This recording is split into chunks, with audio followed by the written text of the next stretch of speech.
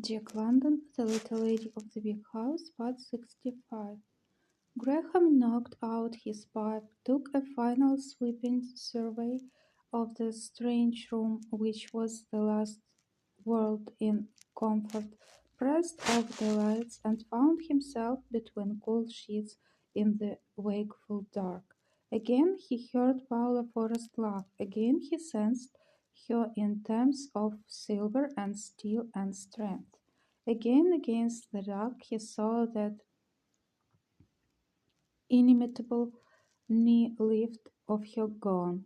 The bright vision of it was almost an irk to him, so impossible was it for him to shake it from his eyes.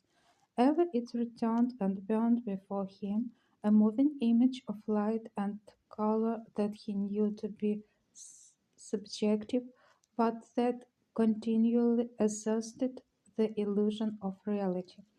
He saw stallion and rider sink beneath the water, and rise again, a flurry of foam and floundering of hoofs, and the woman's face that laughed while she drowned her hair in the droning mane of the beast, and the first ringing bars of the prelude sounded in his ears as again he saw the same hands that had guided the stallion lift the piano to all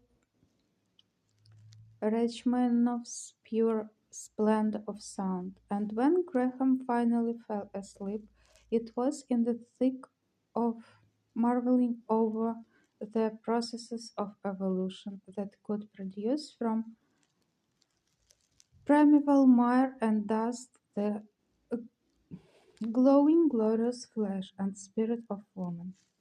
Chapter 12. The next morning, Graham learned further the ways of the big house.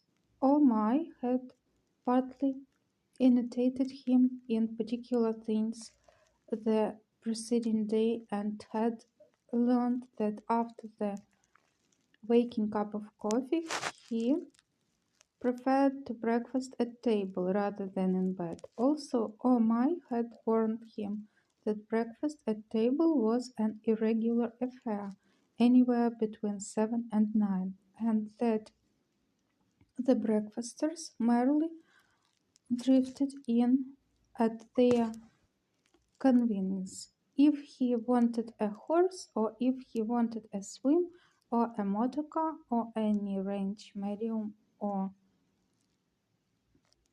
utility that he desired, Omar informed him all he had to do was to call for it. Arriving in the breakfast room at 7:30, Graham found himself just in time to say goodbye to the Gazette man and the Idaho buyer, who, finishing, were just ready to catch the ranch machine that connected at El Dorado with the morning train for San Francisco.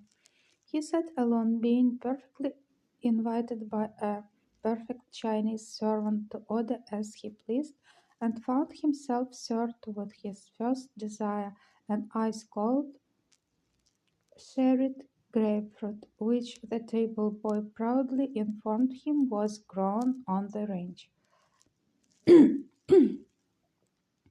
Declining variously suggested breakfast foods,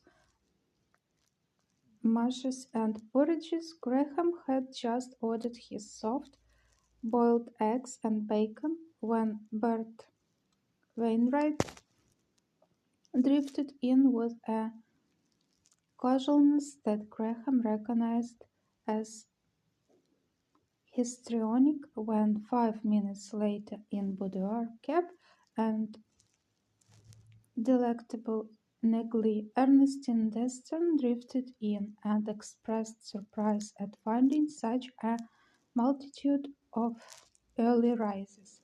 Later, as the three of them were rising from table, they greeted Lud Deston and Rita Wainwright arriving. Over the billiard table with Bert, Graham learned that Dick Forrest never appeared for breakfast, that he worked in bed from terribly wee small hours and had coffee at 6 and only on unusual occasions appeared to his guests before the 12:30 lunch.